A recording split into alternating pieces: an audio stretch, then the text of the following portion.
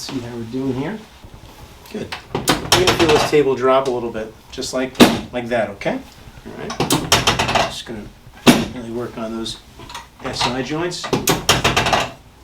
Try to loosen them up. Good. And then on this side. And again.